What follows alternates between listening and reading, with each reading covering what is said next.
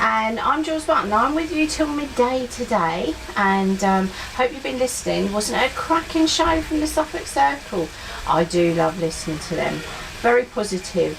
It's lovely to have that upbeatness, isn't it, and positivity on a Friday morning. Well, this is a special Friday morning because I've got some awesome guests in, and my first one is already here. Welcome, Chris Gosling. Now, Chris Gosling is a shipping journalist and video maker. Welcome to Suffolk Sounds, Chris. Thank you very much, Jules. Nice to be here, mate.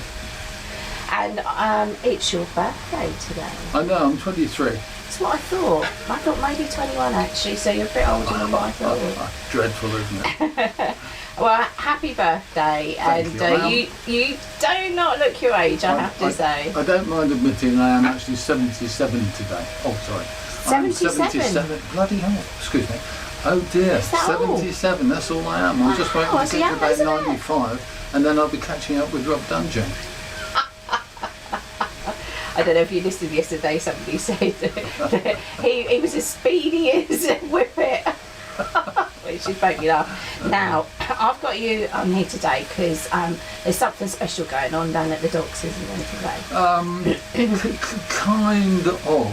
Yeah. We've got the MSC Loreto in today, which is what I think you're talking about, which is one of two of the world's biggest container ships. And it's massive, isn't it? I've got questions about that.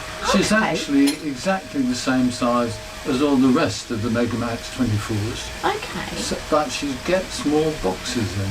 All of the big ships that come to Felixstowe are 400 metres long, 399.9 whatever. Yeah. But they're all that length. They are all also somewhere between 59 and 62 metres wide. Mm-hmm. But the difference between the ships is the number of containers they get on board. Containers are counted in things called TEUs, which is 20-foot equivalents. Yeah. This is good, isn't it? I know, I'm loving the stats. Okay, well, I like that. But actually most boxes are 40-foot, but they're counted as 220s as a 40. Yeah. So the mighty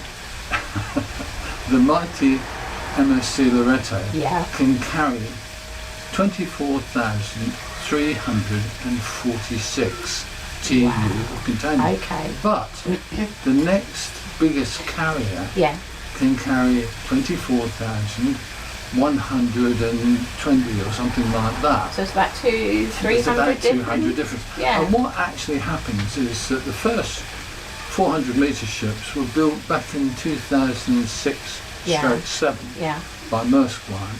And what's happened is over the subsequent 17 or 18 years, the designs have changed. They could only carry about 15 or 16,000 TEU.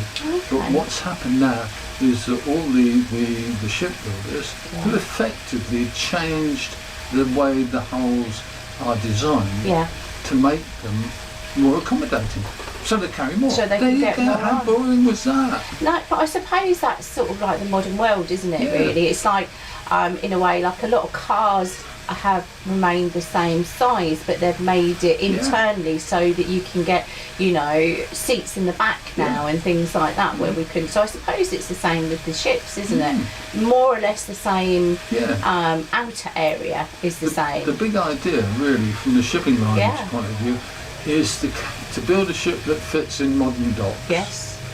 And to build a ship that is no bigger in absolute terms than any other ship, but can carry more. Because you get more bang for your buck. You can carry more containers in a ship using the same amount of fuel as a ship that carries less containers. Yeah, which is what the world is trying to achieve in the commerce market, isn't it? Saving money. Yeah. So it's not about saying, so when you get all the press going, this is the biggest ship in the world, it's the biggest carrying cargo, isn't it? Exactly. So misinterpretation of words there, isn't it? But people get excited about it because it carries more than anybody else. And good luck to them. I think that's fine, and I like it because I find it interesting myself. So if people want to look at this massive. I mean, they are still all big, aren't That's they? huge. Yeah. That's huge. Where is the best place for them to view? If they're not local, where do they come Felixstowe along? Viewpoint. Yeah. You can see it from Felixstowe Viewpoint very clearly. If That's you're up in near Essex. Landguard, isn't Yeah. it? Yeah. If you're in Essex, you can see it from Harwich very clearly. Oh, yes, of course. If you are anywhere in the world, you can see it, not so clearly at the moment, you can see it on the Harwich Haven Authority's webcams. Of course, yes, people can check out the webcam. And although the view from the webcam of where it is not so good, but when she arrives and departs, then you get really good shots on their webcams. They're superb. Yeah, yeah. I mean, I love watching them go in, and I love taking my thornies and sitting down there. I like the whole activity, and it's a bit sad really, because I can remember when a kid, my parents used to shove me in the back of the car and we'd go to the viewpoint, and you'd think, oh, this is so boring. But now I'm just like, wow. I think it's because over the years, this is not a word, but I'm going to use it. The hugeness has changed. Hugeness is good. Both with the ships that are coming in, but also with the cranes, that always remind me of giraffes, especially at night in the dark. The whole activity down there. People say, oh, it's a negative thing. I like it.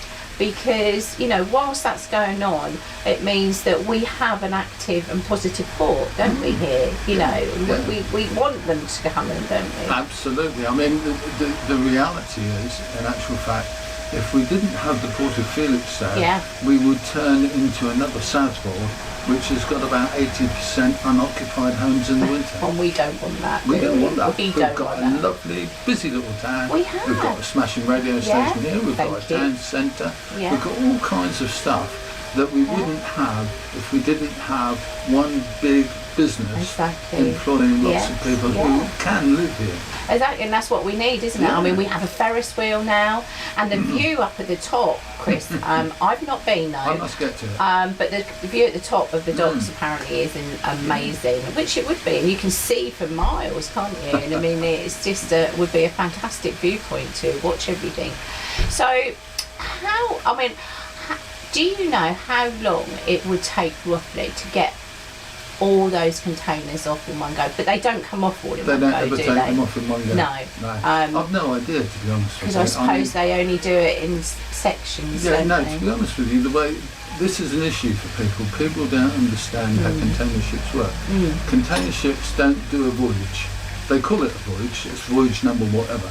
But the reality is, container ships go round and round in a big circle. It's called a rotation. It's a bit like a conveyor belt, isn't Absolutely. it? On and off, you know. And you can put stuff on anywhere that it calls, and take stuff off anywhere that it calls. So what tends to happen quite often is that a ship will go round 3 or 4 Chinese ports, a couple of other Asian ports, and then it will make the long journey between there and Northern Europe, and that's probably about 23, 24 days continuous through the Suez Canal. And then when it gets here, it does the same thing around Northern European ports, and it's on and off, on and off. Imports, lots of imports come here. Exports, we mostly export empty boxes.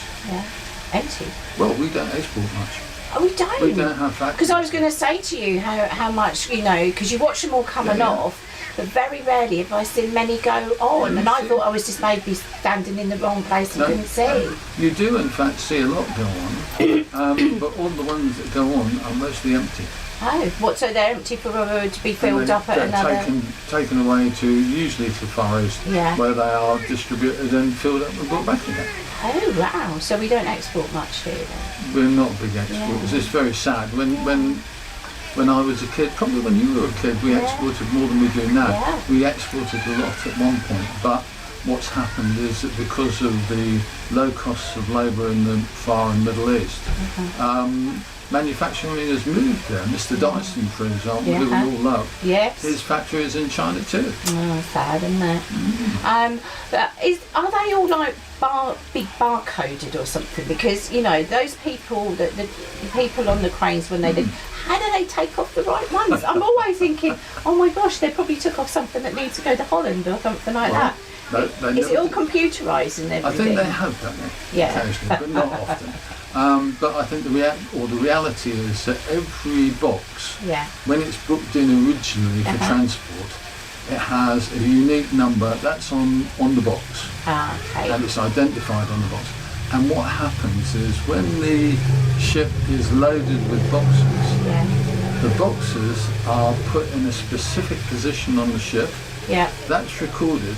There is in ports offices huge screens with a representation of the ship on them, and every box location is shown. And the guys work out where the box has got to be so that it can be unloaded in the port that it needs to be unloaded in. But the big secret is nothing else must be moved. No, because otherwise you'll move the space. I always have something too much. So we are talking about which ship is this? The big MSC Loreto. MSC Loreto, and it's currently in dock at the moment. It's actually on berth number 9, which is the one that's immediately viewable from the viewpoint. It's right close to the viewpoint. You can see the pointy end of it, and you can see the guys working on the cranes, moving the stuff and moving it ashore. Yeah. And it's there till Sunday, isn't it? Probably Sunday. The honest truth is that everybody gets excited with ship times, but they all change all the time. So get along to Lime Guard Fort, to the viewpoint, and see this huge ship that's in docks. Thank you, Chris, for coming along. Can I come along with one more little bit? I just want to... Yes, that's... if you stay here, I won't let you go, and you can come back after the commercial break. How about that? Very kind. Lovely. Thank you. That's all right. So we're going to have more from Chris after the commercial break. So we're talking ships and how big they are and all their containers. Stay tuned. And that was Letter from America by the gorgeous Proclaimers that are still touring and going strong. And I still have here Chris Goslin. I'm not letting go. And we've been talking about shipping and the really large ship that is in. Remind me of the name. I keep wanting to call it Mighty or Huge or MSC Loreto. MSC Loreto, and it's got 24,000 or 346 containers on it. Well, no, TEU of containers. Yeah. Wow. Don't worry too much. That is just massive, though, isn't it? It's big and it's got a lot of stuff. It has. It's got a lot of things on, and it's fantastic to watch. You know, but we were talking in the break about how all this, shipping and cargo works, because it is really about global trading, isn't it? Yeah, I think it's scary personally. That's only my opinion, but a lot of people I think share it because things don't have to go very wrong. Things don't have to go very wrong for it all to go wrong. Like we had the wonderful Ever Given, I think, stuck in the middle of the Suez Canal for a week, and all hell broke loose, didn't it? Say? All hell broke loose with that one, didn't it? Just and it all got very exciting. And people were talking about shops running out of stuff because we live in what you might call a just-in-time world, where everything turns up just in time for when it's needed. And if something goes wrong with that chain, then all hell breaks loose, really. And that's right, isn't it? Because I've owned several shops, and you ordered the stuff because we don't have the stock rooms and things now like we used to, because we need as much retail space as possible, so we don't have the stock rooms. So basically you order stuff so that you can get it, unload it that day and get it out on the shelves. And so if your deliveries are a day late, then you haven't got anything on the shelves. So that's just the end result. So then you've got that the same with the cargoes, with everything, haven't you? And it just goes on sort of all the way through.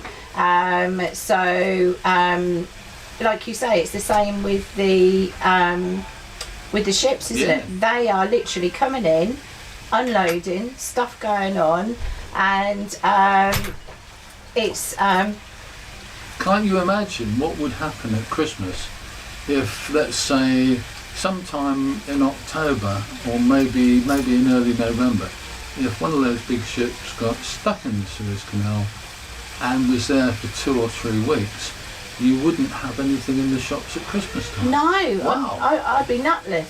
I'd have no nuts at Christmas. But you're right, it would cause absolute chaos, wouldn't it? Absolutely. And it's scary to think that, especially with the system that you've got, which obviously proved it could happen, because they all said this could never happen. It did happen. It did stop trade for a week, and we were all sort of like, everybody was watching it and thinking, oh no, like you said, people were running out. But it's a weak point, isn't it? Exactly. Within the industry, There's been a couple of ships go aground in the last few days in Suez Canal.